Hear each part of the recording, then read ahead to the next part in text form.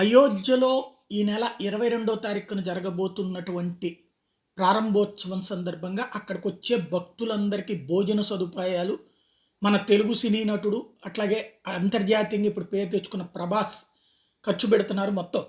50,00,00,000 అంటూ మొన్న ఒక ఎమ్మెల్యే చెప్పినటువంటి అంశం ఇవాళ అది కాస్త కాదన్నటువంటి విషయం తేలింది.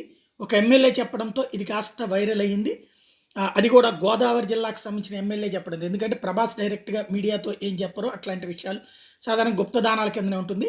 కోనసీమ జిల్లా కొత్తపేట ఎమ్మెల్యే జగ్గిరెడ్డి ఈ మాట చెప్పడంతో బాగా వైరల్ అయింది. ముందు ప్రచారం వస్తే దాన్ని జగ్గిరెడ్డి ధృవీకరించడంతో. అయితే ఇప్పుడు తాజాగా రామ మందిరానికి 'ప్రభాస్' 50,00,00,000 విరాళం ఇచ్చారనే వార్తకి సంబంధించి నేషనల్ మీడియా దీని మీద 'ప్రభాస్' టీమ్‌తో మాట్లాడితే అందులో ఎట్లాంటి నిజం లేదని స్పష్టం చేసింది. ఇదంతా ఫేక్ న్యూస్ అని నమ్మవద్దని చెప్పింది. మనం కూడా ఆ వీడియో ప్రస్తావించాం ఇంతకుముందు. ఎందుకు అంటే ఈ జగ్గిరెడ్డి గారు చెప్పింది వైరల్ అవ్వడంతోనే మనం కూడా ప్రస్తావించాం. అయితే అది ఫేక్ అని చెప్పేసి తాజాగా ధృవీకరించింది 'ప్రభాస్' టీమ్.